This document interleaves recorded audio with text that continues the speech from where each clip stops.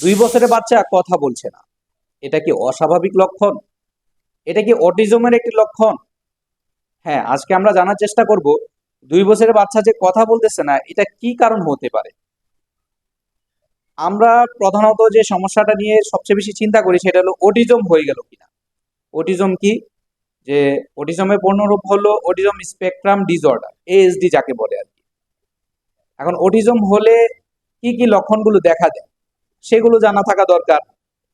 Autism হলে যে যে লক্ষণগুলো দেখা দেয় এর মধ্যে একটা অন্যতম হলো যে সে কথা বলতে পারতেছে না। ও তো এখন কথা বলতে না পারাটা এরকম হতে পারে যে স্পিচ ডিলে সমস্যাটা থাকতে পারে, যে হয়তো তার সাথে বেশি কথা বলে নাই, বাবা মা ভাই বোন তাকে সময় দেয় নাই, যার কারণে সে কথা বলতে লেট করে। সামাজিক দিক দিয়ে সে পিছিয়ে আছে। অনেক সময় তার আহ কানে কম শোনার কারণে এই সমস্যাগুলো হয়, যে ভালোভাবে কানে শুনতে পায় না। সময় যত যেতে থাকে তখন একটা সময় যদি ভালো শুনতে পায় তখন সে কথা বলতে পারে। নর্মালি একটা বাচ্চা দেখা যায় 20 থেকে 30টা শব্দ 1.5 থেকে 2 বছরে শিখে ফেলে। বাবা মা, পানি খাবো, মাম খাবো, এগুলো নর্মালি বলতে পারে। কিন্তু যদি সময়ের ভিতরে না বলতে পারে তাহলে বুঝতে হবে যে স্পেস ডিলেও হতে পারে বা অটিজম স্পেকট্রাম ডিসঅর্ডারও হতে পারে। এখন অটিজম যদি সমস্যাগুলো থাকে তাহলে তার আর কি কি লক্ষণগুলো থাকতে হবে। লক্ষণের মধ্যে যে তাকে আমরা যদি ডাকি বা কোনো একটা সাড়া দেই তাকে, কিন্তু সে আমার দিকে তাকাবে না, কথা বলে না। এমন একটা ভাব ধরে থাকে যেমন তাকে কেউ ডাকছে যে সে এটা ফিলই করতে পারতেছে না। সে কথা বলতে পারতেছে না, সে তার বাবা মাকে ডাকতে পারতেছে না।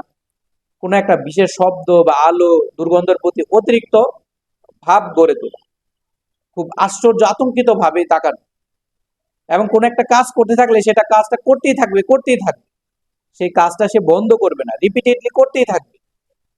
এই লক্ষণগুলো যদি থাকে তাহলে আমরা বুঝতে পারবো যে সে অটিজম স্পেকট্রাম ডিসঅর্ডারে আক্রান্ত রয়েছে, নতুবা সে হয়তো স্পিচ ডিলে সমস্যায় আক্রান্ত রয়েছে। তো আমরা যদি স্পিচ ডিলে সমস্যাগুলো পাই তাহলে তার সাথে বেশি বেশি কথা বলার চেষ্টা করব, তার সাথে সময় দেওয়ার চেষ্টা করব, বাচ্চাকে নিয়ে ঘোরাফেরা করার চেষ্টা করব। হ্যাঁ, এবং আমরা যদি দেখি যে একটু ট্রাই করি যে এতেও হচ্ছে না, হয়তো তার কানের মধ্যে শুনতে সমস্যার মধ্যে রয়েছে, তো তাকে এই চিকিৎসাগুলো বা টেস্টগুলো করিয়ে আমরা দেখার চেষ্টা করব কান ঠিক রয়েছে কিনা। আশা করি ইনশাল্লাহ আস্তে আস্তে কথাগুলো বলতে সে সমর্থ হবে। কিন্তু যদি দেখি যেটা কোনোভাবেই হচ্ছে না এবং অটিজম স্পেকট্রাম ডিসঅর্ডার লক্ষণগুলোর সাথে মিলে যাচ্ছে, তাহলে অবশ্যই কোনো ভালো একজন ডাক্তারের শরণাপন্ন হবে। আর এই ক্ষেত্রে হোমিওপ্যাথি হয়ে উঠতে পারে আপনার জন্য আশার আলো। চারপাশে যে পরিমাণ ভণ্ড হোমিওপ্যাথি ডাক্তার রয়েছে, আপনার কাছে বেশি বেশি ওষুধ দিয়ে, একের অধিক চিকিৎসা দিয়ে বেশি বেশি টাকা নেওয়ার চেষ্টা করবে, ব্যবসা করার চেষ্টা করবে, আপনার বাচ্চাকে পুঁজি বানানোর চেষ্টা করবে। তাই সঠিক হোমিওপ্যাথি ডাক্তারকে চিনুন, যারা ক্লাসিক্যাল হোমিওপ্যাথি ট্রিটমেন্ট দেয়, সঠিক হোমিওপ্যাথি চিকিৎসা দেয়, তাদের শরণাপন্ন হন, সঠিক হোমিওপ্যাথি চিকিৎসা নিন। আপনার সোনামণি বাচ্চা আপনার চারপাশের বাচ্চাদের মতো স্বাভাবিক হবে, সুন্দরভাবে কথা বলবে, জীবনযাপন করবে। তো আসুন সঠিক চিকিৎসা গ্রহণ করি, সঠিক হোমিওপ্যাথি চিকিৎসা গ্রহণ করি। সুস্থ থাকি, ভালো থাকি। আসসালামু আলাইকুম।